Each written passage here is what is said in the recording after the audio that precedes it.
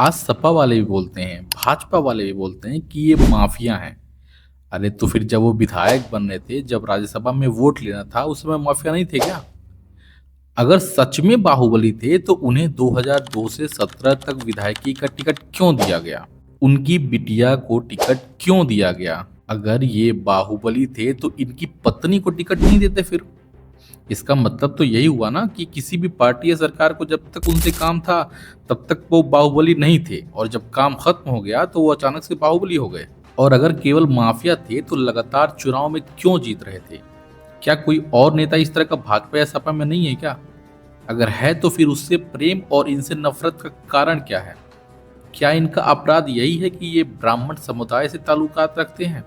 Hello नमस्कार साथियों, जय परशुराम, जय हो विजय हो ब्राह्मण समाज की, और स्वागत है आपका अपने चैनल ब्रह्म टीवी पर। ये चैनल सिर्फ और सिर्फ ब्राह्मण के ऐतिहासिक और वर्तमान के ऐसे कार्यों को याद दिलाने और बतलाने के लिए बनाया गया है जिसके बारे में लोगों को पता नहीं है। साथियों, आज हम किसी समय में कालीन के कारोबार में अपनी बादशाहत रखने वाले ज्ञानपुर विधानसभा से फेमस बाहुबली विधायक रहे विजय मिश्रा की बात करेंगे, जिसने गोरखपुर में हरिशंकर तिवारी जैसे माफिया नेताओं के प्रभाव के सिमटने के बाद उस वैकेंट स्पेस को अपनी शक्ति बढ़ाने के अवसर के रूप में देखा और उसे पूरी तरह से भुनाया भी। अगर पहले से पता नहीं होता तो ये विश्वास करना मुश्किल था कि ऐसे शख्सियत जिस पर एक दौर में 60 से ज्यादा आपराधिक मुकदमे थे, जिसमें हत्या, हत्या के प्रयास और आपराधिक साजिश रचने जैसे गंभीर आरोपों वाले मुकदमे भी शामिल हैं। हालांकि उन्होंने हमेशा सभी आरोपों को बेबुनियाद बताते हुए इन मुकदमों को विपक्ष की साजिश बताया, जो उनकी बढ़ती हुई शक्ति और लोकप्रियता से खौफ जताते। उनका यह दावा उस समय पर भरोसा दिलाता है जब वे सपा, भाजपा और निषाद पार्टी जैसी प्रमुख राजनीतिक पार्टियों से जुड़े थे और उन पर आरोपों का सिलसिला बढ़ता गया। इन सभी घटनाक्रम से यह सवाल उठता है कि एक व्यक्ति जो इतनी बड़ी संख्या में मुकदमे झेलने के बावजूद लगातार चुनावी सफलता प्राप्त कर रहा था, क्या वास्तव में सिर्फ एक माफिया था या फिर किसी अन्य कारण से उसकी छवि और लोकप्रियता कायम रही थी? विजय मिश्रा के परिवार का ट्रक और ट्रांसपोर्ट का छोटा सा बिजनेस था, लेकिन नाम और प्रतिष्ठा काफी बड़ी थी। 1980 का वह दौर जब विजय कालीन के बिजनेस में भदोही आए, पैसा कमाने के लिए एक कालीन व्यापारी के यहाँ काम करने लगे। अच्छी डील डॉल, आवाज में भारीपन और कड़ी नजर के कारण इनके पैसे कहीं अटकते नहीं थे। उस दौर में भी भदोही में ठाकुर उदयबान का एक बड़ा दबदबा था। व्यापार बढ़ा तो परेशानियां भी बढ़ने लगी, और इसके साथ ही राजनीति से जुड़ना भी इम्पोर्टेंट हो गया। यह पूरा इलाका ब्राह्मण बाहुल्य होने के बावजूद ब्राह्मणों का प्रभुत्व नगण्य था। विजय मिश्र की मुलाकात कांग्रेस के दिग्गज नेता पंडित कमला त्रिपाठी से हुई और विजय मिश्र राजनीति में आ गए। यहीं से मुकदमेबाजी की शुरुआत हुई। विजय मिश्र राजीव गांधी और पंडित जी के करीबी बन गए और साथ ही साथ ब्लॉक प्रमुख भी। अगले 10 वर्ष अपने दम पर ब्लॉक प्रमुख होने के साथ ही साथ इनका प्रभाव और लोकप्रियता बढ़ती गई।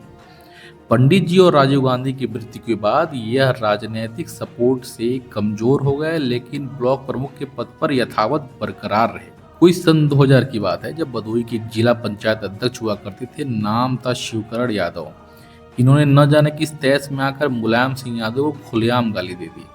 अब नेताजी को इनकी राजनीति खत्म करनी थी। उन्होंने ऐसे समय में विजय मिश्र ही दिखाई दिए जो कि शिवकरण यादव से टक्कर ले सकते थे। नेताजी ने इनको जिला पंचायत अध्यक्ष का पद दिया और फिर विजय मिश्र ने शिवकरण यादव की राजनीति खत्म कर दी। उसके बाद से ये नेताजी के खासम खास हो गए और यहीं से इनका राजयोग शुरू होता है। 2002 के विधानसभा चुनाव में इन्होंने ज्ञानपुर से विधायकी का टिकट मांगा। नेताजी ने एक शर्त पर टिकट दिया कि वो ज्ञानपुर के साथ साथ हंडिया, भदोही और मिर्जापुर के सपा उम्मीदवारों को जिताएंगे और साथ ही साथ भदोही लोकसभा सीट भी जितवाएंगे। विजय मिश्र ने पूरा जोर लगाया और सभी सीटों पर सपा जीत गई। इसके बाद 2007 में बसपा की सरकार आई। 2009 का लोकसभा चुनाव भी होने वाला था। बसपा सुप्रीमो बहन मायावती विजय मिश्र के दबदबे को जानती थी। उनको यह भी पता था कि विजय मिश्र अपनी सीट के अलावा अगल बगल की 2-4 सीटें भी जितवा देंगे। उन्होंने इनको बसपा में आने का आमंत्रण दिया, लेकिन इन्होंने उसको अस्वीकार कर दिया। फिर उसके बाद शुरू हुई सरकारी मशीनरी का दुरुपयोग और मुकदमेबाजी का दौर, और हालत यहाँ तक पहुँच गई कि चुनाव के पहले इनके इनकाउंटर का भी नोटिस आ गया। उसकी भी एक बड़ी दिलचस्प कहानी है। हुआ कुछ ऐसा कि नेताजी अपने एक प्रत्याशी छोटेलाल बिंद के समर्थन में चुनाव प्रचार करने जाते हैं, और उधर मंच पर मौजूद विधायक विजय मिश्र को खबर मिलती है कि पुलिस उन्हें गिरफ्तार करने आ रही है। तो विजय मिश्र स्टेज पे जाके नेताजी से कहते हैं कि आपको मेरी पत्नी रामलली के सिंदूर का वास्ता, मुझे बचा लीजिए। नेताजी ने सीधे चुनौती देकर कहा कि जिसकी हिम्मत हो वो पकड़ कर दिखा दे, और नेताजी विजय मिश्र को लेकर हेलीकॉप्टर से चल दिए। जुलाई 2010 में एक गंभीर घटना ने विजय मिश्र की राजनीति और अपराधी वाली छवि को और अधिक उभरने का मौका दिया। बसपा सरकार के मंत्री नंद कुमार नंदी पर प्रयागराज में हुए हमले में विजय मिश्र का नाम उछलकर सामने आता है। इस हमले में एक सुरक्षाकर्मी और इंडियन एक्सप्रेस के रिपोर्टर विजय प्रताप सिंह समेत 2 लोगों की मौत हो गई थी। घटना के बाद विजय मिश्र फरार हो गए और यह मामला उनके खिलाफ और भी अधिक विवादों को जन्म देने वाला साबित हुआ। इसके बाद 2011 में विजय मिश्र ने एक अजीब मोड़ लिया। उन्होंने दिल्ली स्थित हौज खास में लंबी दाढ़ी और बालों के साथ साधु वेश में समर्पण किया। फिर 2012 में उन्होंने सपा के टिकट पर ज्ञानपुर विधानसभा सीट से चुनाव लड़ा और शानदार जीत हासिल की। इस चुनाव में विजय मिश्र की सफलता ने साबित कर दिया कि उनका प्रभाव और राजनीतिक कौशल किसी भी स्थिति में उन्हें पीछे नहीं खींच सकता। इस जीत का बड़ा स्पष्ट कारण उनको अपने निर्वाचन क्षेत्र, विशेष रूप से ज्ञानपुर से गहरा जुड़ाव था। चाहे कुछ भी हो जाए, ज्ञानपुर विधानसभा क्षेत्र में उनकी पकड़ हमेशा से रही है। ये स्टेटमेंट उनके राजनीतिक कद और क्षेत्रीय प्रभाव को बखूबी दर्शाता है। विशेषकर ब्राह्मण समुदाय में उनकी लोकप्रियता और विश्वसनीयता को देखते हुए उन्होंने अपने क्षेत्र में एक मजबूत समर्थन आधार बना लिया था। वह जब भी अपने क्षेत्र से बाहर होते थे तो हर एक महत्वपूर्ण अवसर पर अपनी उपस्थिति दर्ज कराते थे, चाहे वो कोई सामाजिक कार्यक्रम हो, फेस्टिवल सेलिब्रेशन हो या फिर किसी विवाद को सुलझाने का मौका। यही कारण था कि उन्हें क्षेत्रीय जनता का अपार प्रेम और समर्थन मिलता था। विजय मिश्र 2002 से लेकर 2017 तक विधायक बनते रहे, लेकिन 2017 में अखिलेश यादव जी ने इनको टिकट नहीं दिया। फिर ये निषाद पार्टी से चुनाव लड़ते हैं और भाजपा की लहर में भी 20,000 से ज्यादा वोटों से जीतकर ज्ञानपुर से विधायक बनते। विजय मिश्र का परिवार भी राजनीति में उनकी तरह ही सक्रिय था और उनके प्रभाव का विस्तार करने में महत्वपूर्ण भूमिका निभाता है। 2014 में जब देश में नरेंद्र मोदी की लहर चल रही थी, तब विजय मिश्र की बेटी सीमा मिश्रा को सपा ने भदोही से लोकसभा चुनाव का टिकट दिया। हालांकि वो चुनाव जीतने में सफल नहीं हो पाई, लेकिन मोदी लहर के बावजूद उन्हें 2 लाख से ज्यादा वोट मिले।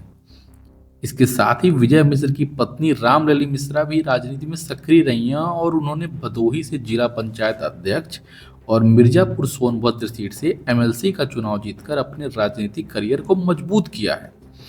इस प्रकार देखते हैं हम कि विजय मिश्र का परिवार न केवल उनके नाम से जुड़ा हुआ है, बल्कि अपने दम पर राजनीति में सफलता प्राप्त की है, जो उनके प्रभाव और क्षेत्रीय पकड़ को और भी सशक्त बनाता है। भदोही का क्षेत्र ब्राह्मण बाहुल्य होने के कारण विजय मिश्र ने अपनी राजनीतिक और आपराधिक छवि को इस क्षेत्र की विशिष्ट सामाजिक संरचना के अनुरूप आकार दिया। उन्होंने एक रणनीति के तहत अपने आप को पूर्वांचल के बड़े ब्राह्मण माफिया नेता के रूप में स्थापित किया। इस कदम ने न केवल उनकी राजनीतिक बल्कि आपराधिक पहचान को भी सशक्त किया। विजय मिश्र की यह रणनीति थी कि उन्होंने विभिन्न पेशेवर समूहों में ब्राह्मण कनेक्शन तलाशे और उन्हें अपने खेमे में शामिल किया, जैसे आईपीएस अफसर से लेकर सिपाही, जज से लेकर वकील, डॉक्टर से लेकर पत्रकार। हर क्षेत्र में उन्होंने ब्राह्मणों से संबंध स्थापित किए, जिससे उनका राजनीतिक प्रभाव और क्षेत्रीय सत्ता में वृद्धि हुई। अपने दौर में उन्होंने उस क्षेत्र का ऐसा कोई व्यक्ति नहीं होगा जिसकी मदद न करी हो। भदोही के लोग मुंबई जाते थे तो विजय मिश्र वहां फोन करके किसी भी समस्या को सुलझा देते थे। सामान्य विवाद में पंचायत बैठाकर बिना थाना कचहरी किए विवादों को सुलझा दिया करते थे। ऐसा कोई घर इनके क्षेत्र में नहीं होगा जिसके द्वार पर इनके नाम का हैंडपंप या सोलर पैनल या रोड ना मिले। यही कारण है कि भदोही से पलायन कर चुके लोग भी विजय मिश्र को अपना समर्थन देते थे, उन्हें वोट देते थे और समय समय पर उनसे आशीर्वाद लेने उनके पास जाया करते थे। यह उनके क्षेत्रीय प्रभाव और लोगों से जुड़े गहरे रिश्ते को दर्शाता है। विजय मिश्र का नाम केवल एक नेता के रूप में नहीं बल्कि एक भरोसेमंद व्यक्तित्व के रूप में भी सामने आया, जो अपने लोगों की मदद करने के लिए हमेशा तैयार रहता था। यही कारण था कि भदोही की जनता उनके गुड बुक्स में रहना चाहती थी और उनके समर्थन से चुनाव में उन्हें जीत मिलती थी। 2019 तक तो भाजपा के नेताओं से इनके संबंध अच्छे थे। राज्यसभा में भी भाजपा ने इनका मतदान लिया। फिर अचानक से न जाने क्या हुआ, मुकदमे हुए, केस बढ़े और इन्हें जेल में डाल दिया गया।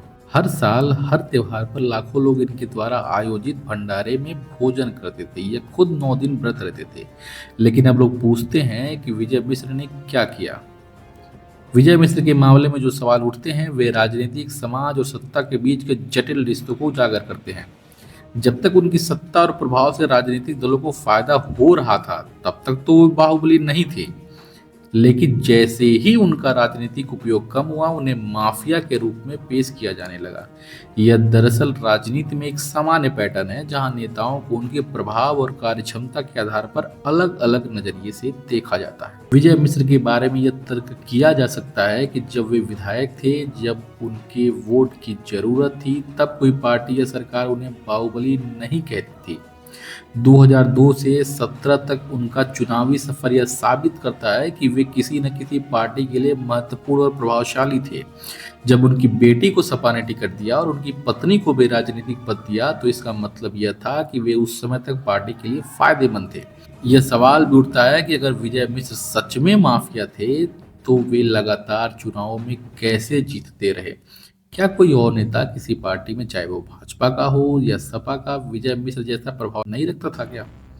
अगर वो कोई और होता तो क्या उसे भी उतनी नफरत मिलती? मैं एक क्वेश्चन आप लोगों से पूछ रहा हूँ, नीचे कमेंट में जरूर बताइएगा। क्या जब कोई पॉलिटिकल इक्वेशन बदलते हैं तो वही सारे एलिमेंट्स उन्हें नेगेटिव रूप में रिप्रेजेंट कर देते हैं जो स्टार्टिंग से पॉजिटिव थे? यह दिखाता है कि राजनीति में नेताओं के साथ उनका व्यक्तिगत या जातिगत पहचान किस हद तक असर डाल सकता है। अंत में मैं यही कहूँगा कि विजय मिश्र की स्थिति हमें यह सोचने पर मजबूर करती है कि राजनीति में नेताओं का मूल्य केवल उनकी उपयोगिता तक सीमित है। जब तक उनका प्रभाव और समर्थन जरूरी होता है तब तक वे सही माने जाते हैं, लेकिन जैसे ही वे राजनीतिक फायदा नहीं दे पाते, उनका रूप बदल दिया जाता है। जो भी श्रोता अगर यहाँ तक वीडियो में आ चुके हैं वो कमेंट में जरूर लिख कर बताएं कि विजय मिश्र बाहुबली थे या फिर जनता के सेवक। अगर आपको आज का वीडियो पसंद आया हो तो उसे लाइक और शेयर जरूर करें और हमारे साथ इस तरह के और भी दिलचस्प टॉपिक्स पर जुड़ने के लिए चैनल को सब्सक्राइब करना बिल्कुल मत भूलें। आपके विचार हमारे लिए बेहद खास हैं, तो कमेंट में जरूर बताएं कि आप विजय मिश्र के राजनीतिक सफर पर क्या सोचते हैं। धन्यवाद दोस्तों, अगले वीडियो में फिर मुलाकात होगी एक नए ज्ञानवर्धक और प्रेरणादायक वीडियो के साथ। तब तक के लिए सीखते रहें और जीवन में आगे बढ़ते रहें। धन्यवाद। जय परशुराम, जय हो, विजय हो ब्राह्मण समाज की।